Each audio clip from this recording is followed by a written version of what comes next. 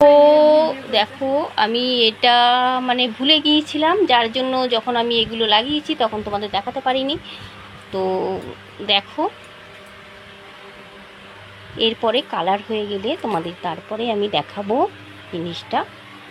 দেখো এই যে লাগিয়ে রেখেছি, তো পরে তোমাদের আমি কালারটা কমপ্লিট হলে দেখাচ্ছি।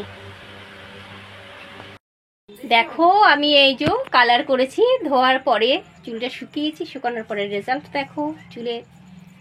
তো দেখো আমি এরপরে ভিডিওটা যে দেব সেটা তোমার কিভাবে কি করতে হয়, কিভাবে কি লাগাতে হয়, কতটা কি পরিমাণ নিতে হয় আমি তোমাদের সেটাও আমি দেব। তবে এবারেরটা দিতে পারিনি, এর পরের বারটা আমি কিন্তু অবশ্যই দেব।